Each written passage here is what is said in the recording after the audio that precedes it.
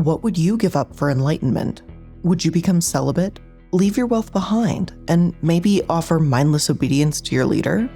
For many, that's what their image of enlightenment is. That's what's required in order for you to be accepted. No more worldly temptations, no more fun more like it. However, this isn't what was required of the Rajneeshis, or those who followed the religion of Ranjeeshpuram. Named for the leader Bhagwan Sri Rajneesh, later called Osho, their organization did believe in wealth and sex, and a lot of both. That's not to say they idolized material things, but Bhagwan had a different kind of mindset. He taught that while Eastern culture had spirituality, Western culture had hollow materialism. In order for people to truly be complete and satisfied in their lives, they needed aspects of both, spirituality and materialism. Westerners looking for enlightenment, as you could imagine, loved this message. No one was asking them to sacrifice anything except maybe a few dollar bills along the way. They only had to transform their mindset and consider free love instead. These teachings attracted anyone wanting peace as well as successful intellectuals that didn't want to give up their lives either. Not to mention, the teachings of Bhagwan also became incredibly popular in the early 80s, when Americans in particular were disillusioned about the government lying to them during the Vietnam War. Trust in authority figures was low, while the need to go find yourself and connect with nature was high, so it's no wonder people flocked to Bhagwan. He represented that specific need for change. Those that met him were in absolute awe with this leader. One young woman, Ma Anad Sheila, was only 16 years old when she first met him. So often, she and his other followers regard Bhagwan as a beautiful figure with a sort of glow or energy around him. Even in a lengthy documentary about the religion, he almost always is seen with his hands pressed together in a namaste sign, a peaceful smile on his face. He didn't claim to be the Son of God. Hell, he didn't even claim to be special. All he said was, "I'm not special in any sense. I'm not claiming that I am the Son of God. I'm simply saying one thing, that I was asleep, now I am awake. You are asleep, and you can be awake also." But not everyone liked his teachings. In Pune, India, a man referred to as a Hindu fanatic threw a knife at him.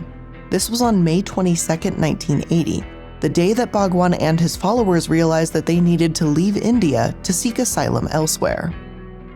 And Sheila, all grown up, and his newly appointed secretary had the perfect place in mind: Oregon. Their message seemed innocent enough: love one another, commune with nature, all of that goodness. Yet, these free-loving communities soon became associated with the largest wiretapping, immigration fraud, and poisoning scandals in the United States.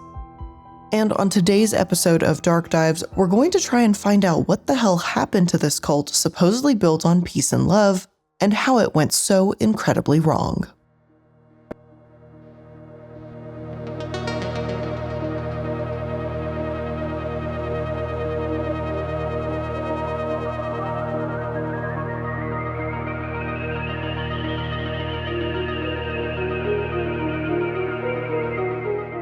What's important to understand is that when Bhagwan's followers bought tens of thousands of acres of Oregon land and started moving in, this wasn't really that long after the Jonestown Massacre. It's pretty reasonable that after an event like this, the citizens of a sleepy Oregon ghost town would be pretty concerned to see hundreds of foreign religious people all dressed in red moving in. But the Rajneeshis weren't doing anything wrong. They'd gone about everything legally. They purchased the land, purchased the homes in the neighboring town of Antelope, and they were permitted to register as their own town since they had the minimum amount of citizens needed. I used the lengthy Netflix documentary Wild Wild Country as one of my primary sources to see how this place was built and established.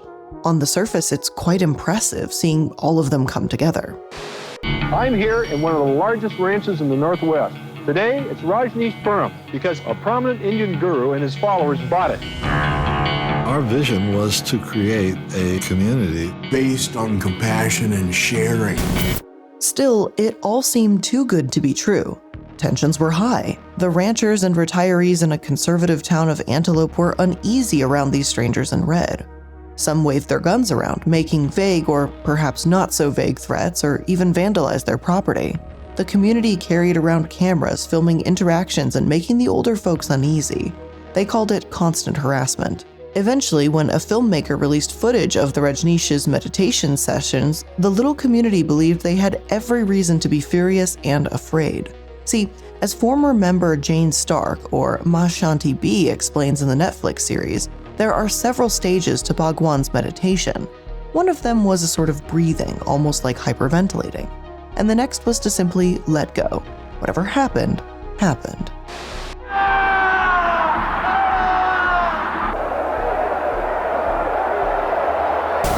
Sometimes this letting go even turned out to be rough group sex, which to a traditional town of retirees was quite horrifying. And I mean, look, I watched the supposed group sex footage that scared this small town, and I will say that, yeah, it's pretty aggressive. I obviously cannot show it here because I'd fall into the demonetized abyss to never return, but it's a lot. It's really a lot, and it's intense. It's not really something I'd personally ever care to see in my lifetime, but there we are anyway. At the same time, everyone involved, as far as I know, also appears to be, and I believe is, a consenting adult, and it's not as if the group was trying to push their beliefs onto anyone in that town. They don't want anyone breaking a hip after all. But seriously, I don't think that this alone was really reason enough to try and run them out of town, especially when they were creating farmland, being environmentally friendly, sustainable, and only preaching peace. But the little sleepy town of Antelope did not see it that way. They created a watchdog group, 1000 Friends of Oregon, and heavily advocated against Bhagwan and his followers.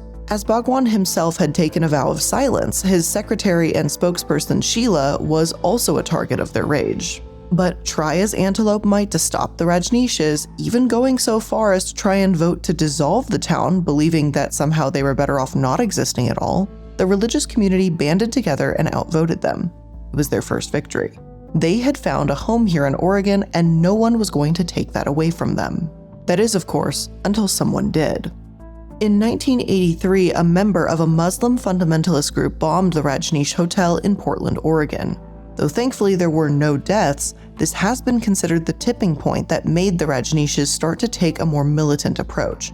Sheila, speaking on behalf of Bhagwan, became more brutal in interviews, to the point where she was known for cursing on air and literally saying that their community enjoyed sex more than anyone else, and if you didn't like it, quote, tough titties. Sheila, whatever your plans are, we don't want the Rajneeshis. We don't want the orange people in our town. What can I say? Tough titties. Plenty of people considered her brash, rude, and nasty, while others say that she really didn't have much of a choice but to bring attention to this issue, to speak out and, of course, to speak loudly. Although the Oregonians weren't behind the bombing, violence had been done against Bhagwan's community. They needed to defend themselves by any means necessary, and yes, that entailed buying guns, learning to shoot, and seemingly withdrawing from the world around them. In time, Sheila actually became so hated that people started to call her Hitler, and the tensions rose even further, and Oregon citizens were left to wonder what this community was going to do. They defeated Antelope, so what was next? Sheila answered them simply. They were going to take over the whole of Wasco County.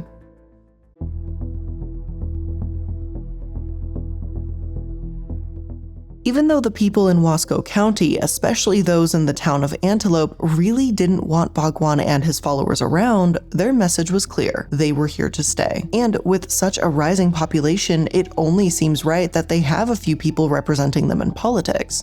But how were they to get voters? The Rajneeshs needed more permanent members. They earned tens of millions of dollars and thousands upon thousands of visitors when hosting festivals. But in order to really have a say in Oregon, they needed more Oregonians. Sheila's solution was actually pretty genius. The Rajneeshs began hopping on buses and driving around the country, and offering people experiencing homelessness a place to live.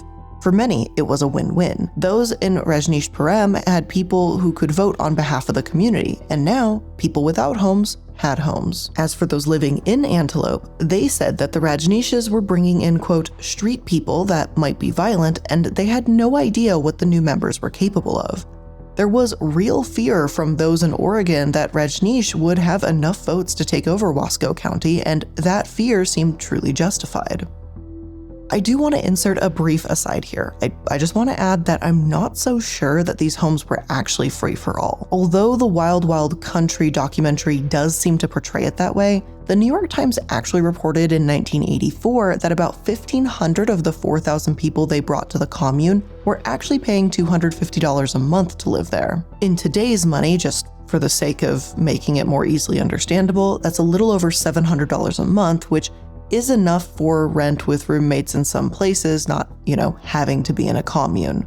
Therefore, while they may have been trying to help others, it's not as if their actions can really be wholly considered selfless. There was money involved is the point that I'm getting to. Plus, not all of the 4,000 men and women that were brought in stayed. About 500 said that it wasn't for them, and they either returned home or began living on the streets of Portland, Oregon instead. When Ma Prem Sunshine, a spokesperson, was asked about those that left, her response was also pretty cold.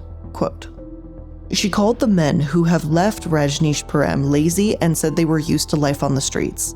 What's the difference if they're laying under a bridge in Portland or they're laying under a bridge in Chicago?" she asked.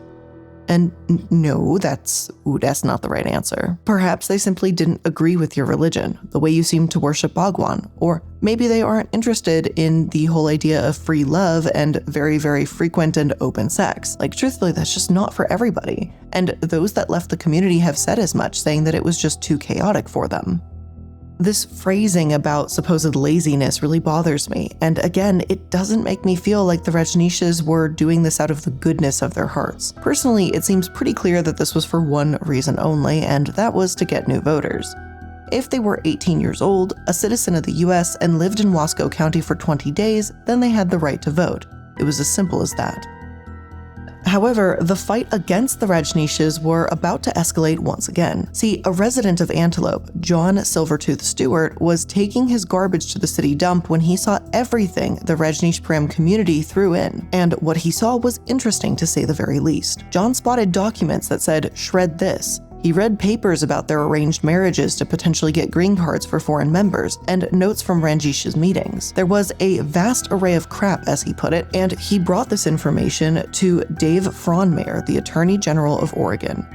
Between all this, Wasco County hit a tipping point. They didn't want the community to take over, and seemingly in desperation, they did the unthinkable and they banned the formerly homeless members of the Ranjeeshpuram community from registering to vote. Their reasoning being that they suspected potential voter fraud and the legitimacy of the new registrations coming in. Look, does it feel a bit icky that Sheila was effectively using or exploiting the needs of people experiencing homelessness to win a vote? Yes, absolutely. It is gross. But does it also feel icky that the county literally said, "No, we're actually going to take away your right to vote"? Also yes. Both parties here fought fire with fire, and as you can probably expect, someone got burned. As Sheila and the follower I mentioned earlier, Shanti, tells it, one of the new members became enraged. He was screaming, breaking things, and even grabbed Sheila by the neck. Ranjeeshpuram as a community was stunned. They were about meditation and free love, not crime and violence. So after sedating the man and leaving him outside of the community's boundaries, they decided that the way to handle this problem was by sedating all their new members. Every formerly homeless person that came to Ranjeeshpuram received, unbeknownst to them, Haldol, a sedative, along with their evening beer. And that is incredibly fucked up. I mean, they claim to be all about this peaceful way of life and environmentalism. They have all these positive values, but then they drug people without their consent. I do also find it genuinely alarming how Sheila and Shanti act so casually about this within the documentary, speaking as if they just had to do this and it was some tragedy they couldn't control. Like, you were the ones that brought these people here and then you treat them like trash. It's so hypocritical how Sheila talks about giving homeless people respect and dignity when she offered them homes, but then as soon as they arrive, she's drugging them. As if this wasn't bad enough, things took a turn for the worse after that.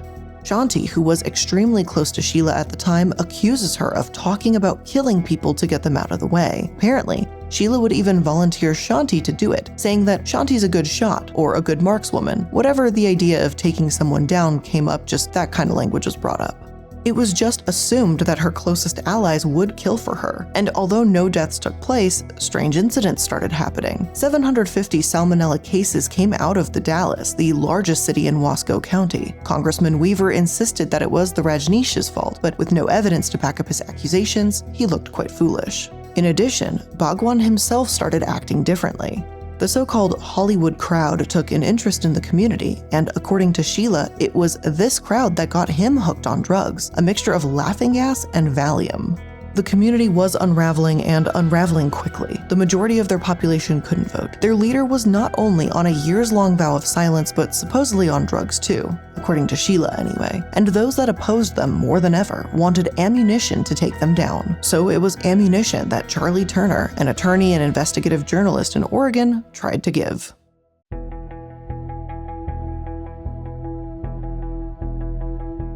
And I'll be honest here, so there's a lot that happened in this case that it's really difficult to touch upon every little detail without just listing the events in like a 6-hour series. So to keep you from just having an overwhelming slew of bullet points, I may miss a few minor details, and I do apologize in advance for that, but I do feel that the truly important thing worth understanding here is the feeling in the air, the absolute hatred that the Oregonians and Rajneeshs had for one another.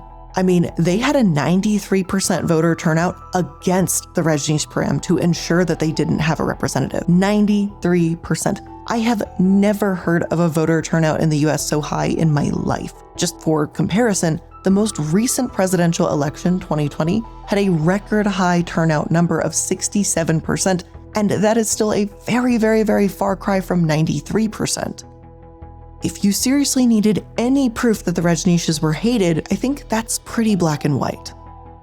At every turn, Oregon citizens tried to eliminate them. Les came out with a 20-part series published by the Oregonian about why Bhagwan left India in the first place. He accused them of having millions of dollars in delinquent income and smuggling, while attorney Charlie Turner accused them of immigration fraud. Apparently, Rajneeshs from all over the world would marry ones that were born in the US to get their green cards, faking relationships when their religion never promoted marriage to begin with. One of Les's articles explained, quote, "Former sannyasins, or someone that had given up materialism, said drug traffic was an indirect yet important source of donations to the movement in Pune, India.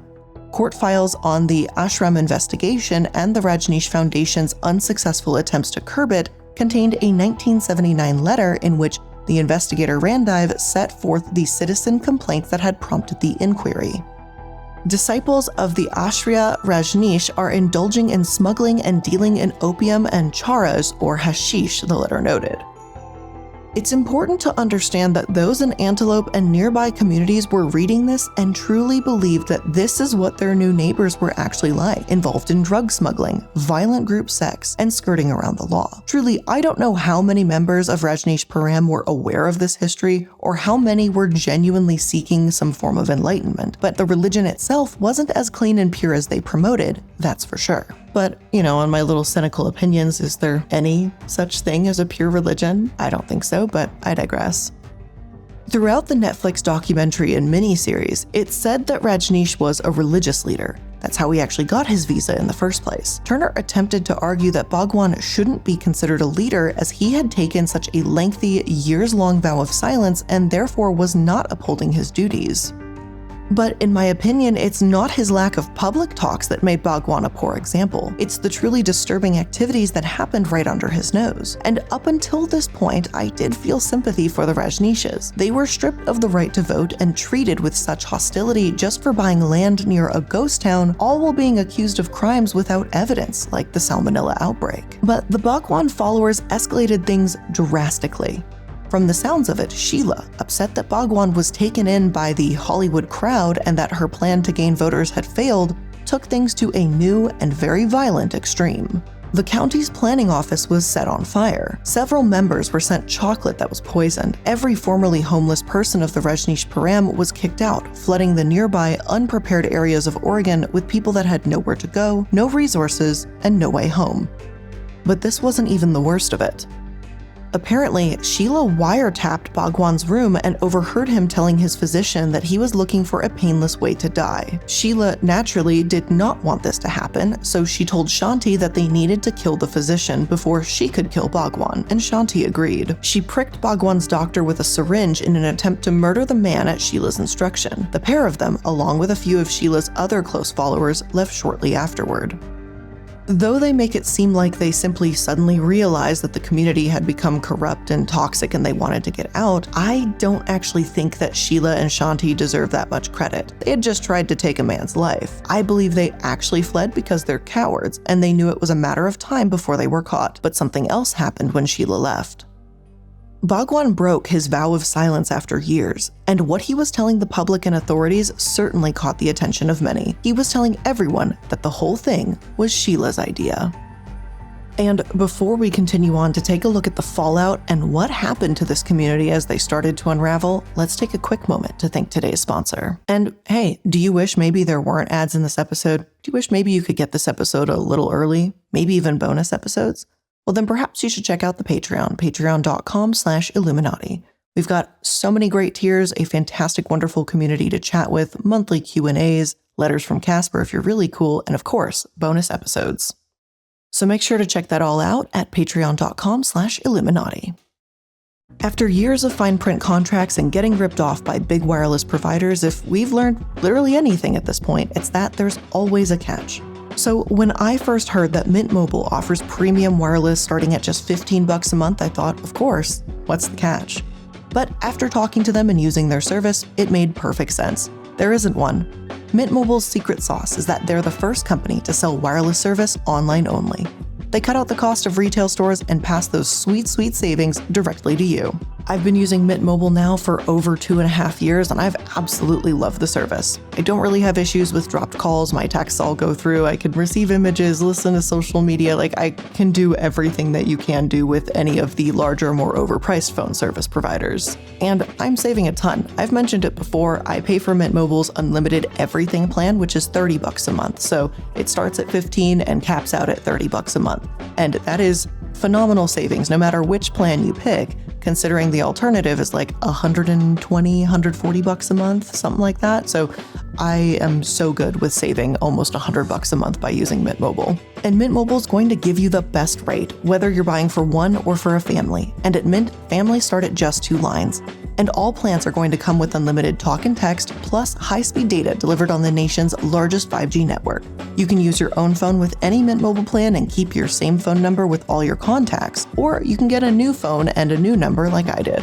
So to get your new wireless plan starting at just $15 a month and get the plan shipped to your door for free, make sure you go to mintmobile.com/darkdives. That's mintmobile.com/darkdives. Cut your wireless bill to $15 a month at mintmobile.com/darkdives.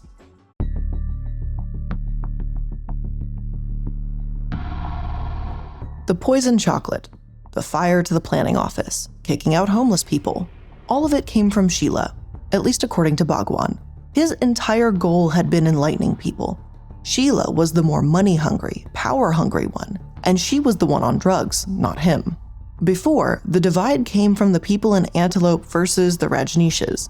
Now there was a divide between those that remained loyal to Bhagwan and those that agreed with Sheila, who felt that the community had turned toxic. While the remaining followers said that they wanted to work with police to get to the bottom of the poisoning cases, as it turned out the salmonella from the outbreak earlier was identical to the salmonella produced in their Ranjeeshpuram lab, their cooperation also had a limit.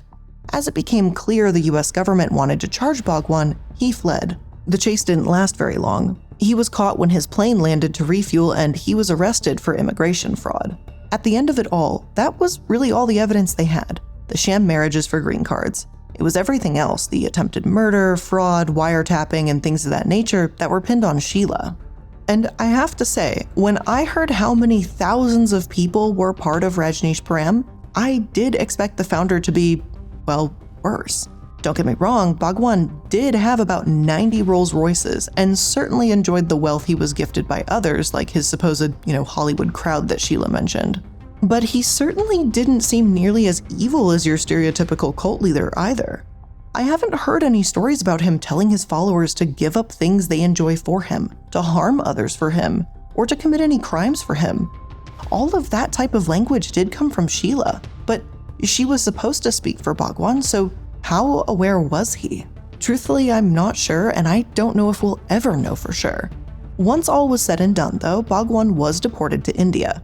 Rather than fight the immigration charges, he went home, where he still has supporters waiting with open arms. There, he also took on a new name, Osho, and died a few years later in 1990. Sheila, on the other hand, received 4 years for her part in the crimes that took place in Ranjeeshpuram. Shanti received 10 years for attempted murder. Some former followers say that they can respect why Sheila had to lash out and why she was so brash and aggressive at times. They were up against a lot, be it bigotry or even more dangerous forces, so Sheila needed to show that she was unafraid. But on the other hand, when you're literally cultivating salmonella in a lab and telling interviewers, quote, "Everyone gets sick, why should I feel remorse?" then it's also kind of hard to have sympathy for her too. The series about this community, cult, or whatever you want to call it, was very detailed and allowed a lot of first-hand accounts as well as footage from the 80s to tell the story. It does put a massive spotlight on Sheila, which, as a former Rajneesh claims, her ego surely loved. Plus, although Sheila was portrayed as running things to a certain extent, it's not as if many hundreds and hundreds of Ranjeeshpuram citizens agreed with her or were even actually aware of what she was doing in the first place. A farmer that lived there for 4 years, Rashid Maxwell, told The Cut that, quote, "None of us had any clue what was going on."